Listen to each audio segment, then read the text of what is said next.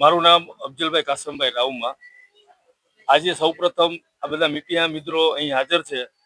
તો સૌથી પહેલા તો જે વોર્ડ નંબર 16માં કલેક્ટર સાહેબ દ્વારા મામલતદાર સાહેબના હસ્તક જે 1297 નોટિસ દેવાયેલી છે એ સંદર્ભે પબ્લિકના પ્રશ્નોને વાચા આપવા માટે તમારા મીડિયા મિત્રોને આવકાર્યા છે. અને તમે બધાય અત્યારે અહીં હાજરી આપી અને આ કવરેજ લ્યો છો. સૌથી પહેલા અમે બધા તમારા આભારી છીએ અહીંના સ્થાનિકોની રજૂઆતને સાંભળવા માટે અને પ્રજાલક્ષી બધાની વચ્ચે મૂકવા માટે તમે આવેલા છો. અમારું ખાસ મુદ્દો અત્યારનો હાલનો જે છે એમાં અમારે એટલું કહેવાનું છે કે વોર્ડ નંબર 16ની અંદર 3 તબક્કામાં અલગ અલગ સરકારી ખાતાઓ દ્વારા જે નોટિસ પાઠવવામાં આવી એની અંદર પેલા રિવરફ્રન્ટ માટે, પછી ટીપી માટે અને ત્યારબાદ મામલતદાર દ્વારા જે નોટિસ દેવામાં આવી એ ટોટલ નોટિસનો આંકડો 3000થી વધારે છે. આ 3000થી વધારે નોટિસો જે દેવાયેલી છે એની અંદર અંદાજિત 30થી 32,000 લોકો આમાં ઘર વિહોળા થાય એવી શક્યતા છે.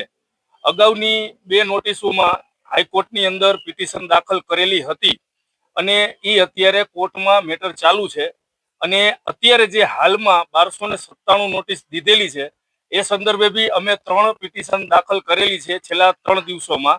અને એ પણ આગામી દિવસોમાં હાઈકોર્ટને જ્યારે સુનાવણીની તારીખ આપશે ત્યારબાદ હાઈકોર્ટ દ્વારા જ એની આગામી માહિતી અમે તમને આપી શકશું.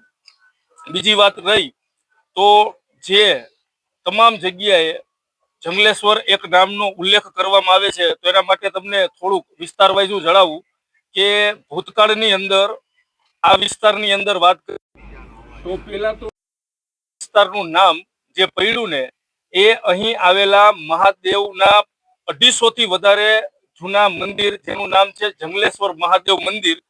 આ મંદિર 250 વર્ષથી પણ વધારે છે અને એની આજુબાજુમાં ધીમે ધીમે જે વસવાટ થયો એ સમગ્ર વિસ્તારને જંગલેશ્વર તરીકે ઓળખવામાં આવ્યું.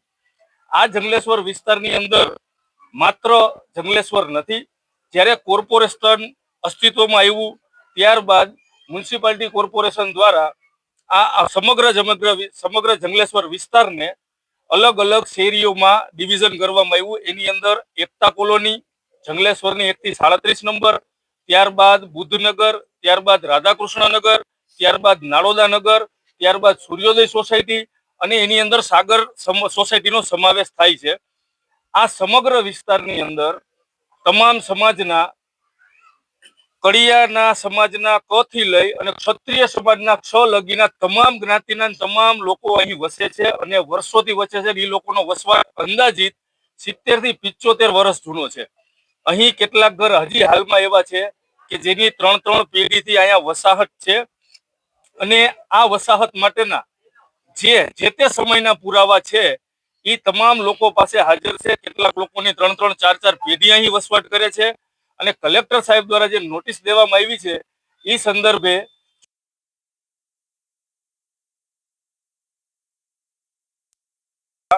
રજિસ્ટર્ડ સ્લમ વિસ્તારનો સમાવેશ કરવામાં આવ્યો હતો, જેની અંદર ઘણી બધી સ્લમ સોસાયટી હતી.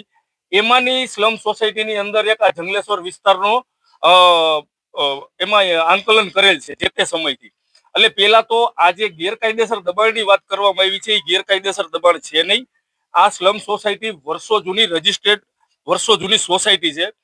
બીજું તમારા પ્રેસ મીડિયાના માધ્યમથી એવું કહેવા માંગુ છું કે અમારા જંગલેશ્વર વિસ્તારની અંદર જે એકતા ને અખંડિતતા છે એ તમને અત્યારે પાછળ જ જોવા મળશે. અમારી 3 પિટિશન જે દાખલ થઈ એમાં સર્વે સમાજના લોકો પોતપોતાની સહાનુભૂતિથી અને આગળ આવી અને પોતપોતાના ઘર બચાવવા માટે નીકળ્યા છે.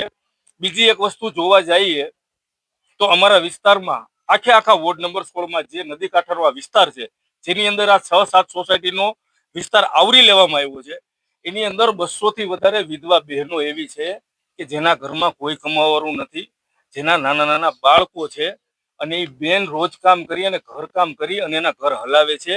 એ લોકો માંડ 10x10 ની કે 12x12ની ઓયડીમાં રહે છે. આ લોકો માટે મહેરબાની કરી અને કલેક્ટર સાહેબને અમારું નિવેદન છે કે એ લોકોનો ખાસ ખ્યાલ કરે. જો એનો આશરો છીનવાઈ જશે તો એની પાસે બીજો કોઈ રસ્તો નથી. આના સિવાય એવા રહે છે કે જેને એના બાળકો મૂકીને વયા ગયા છે અને જે આડોશી પાડોશી ઉપર જમવામાં પણ નિર્ભર છે. આ બધી એકદમ સદંતર સાચી અને સત્ય હકીકત છે. આના માટે મામલતદાર સાહેબ કે કલેક્ટર સાહેબ ગમે ત્યારે રૂબરૂ આવીને જોઈ શકે છે. આ વિસ્તારની અંદર જે નોટિસ ફાળવવામાં આવી અને જો આ સંદર્ભે આગામી દિવસોમાં ડિમોલેશન કરવામાં આવે તો આ ડિમોલેશનમાં 30 થી 32,000 લોકો ઘર વિહોણા થઈ જાય એવું છે. મહેરબાની કરી અને આ સંદર્ભે સમગ્ર રાજકોટની પ્રજાને પણ મારી વિનંતી છે કે કોઈ માણસો ઘર વિહોણા ન થાય એના માટે અમે બધાને અમને પણ સાંત્વના છે અને બીજા લોકો પણ ખરેખર આ બાબતને સાંત્વના આપી અને સ્થાનિક લોકોની મદદરૂપ થાય. બીજો પ્રશ્ન આપણે જોવા જઈએ, અમારી સાથે પિટિશનરમાં લોકો તો ઘણા બધા છે, પણ વસ્તુ એવી છે કે કેટલાક લોકો પોતે આર્થિક સક્ષમ ન હોવાથી પોતે હાઈકોર્ટમાં વકીલની ફી પણ અફોર્ડ કરી શકે એમ નથી. એટલે જે લોકો અફોર્ડ કરી શકે એમ હતા એવા જ લોકોની પિટિશન અમે 171 કે 72 જણાની હાઈકોર્ટમાં દાખલ કરેલી છે. હાજી,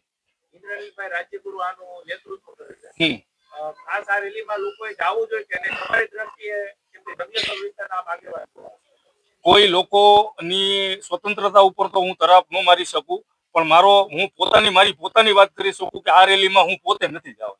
બીજો એક મુદ્દો એ છે કે કેવિયેટ દાખલ કરી દીધી છે મામલતદારે. યસ, આની સામે કઈ રીતના કેવિયેટ એટલે એક એવી વસ્તુ છે કે કેવિયેટની અંદર મામલતદાર સાહેબે કોર્ટને એવું કીધેલું છે કે આ લોકોને કોઈ પણ તાત્કાલિક ડિસિઝન કોર્ટ સીધું ન સંભળાવી દે, જેમાં અમને સાંભળવામાં આવે એટલે કે સરકારી ખાતાઓને સાંભળવામાં આવે.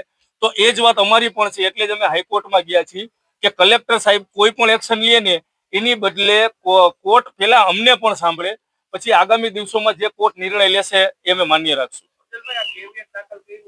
હાજી, કોર્ટ આ તમારી અરજી ખારીજ કરે હા, તો પછી તમે સાથ સહકાર તંત્રને આપશો કે નહીં આપો? આગામી દિવસોમાં એના માટે અમારા માટે સુપ્રીમ કોર્ટના પણ દરવાજા ખુલ્લા છે અને અમારી એના માટે પણ તૈયારી છે.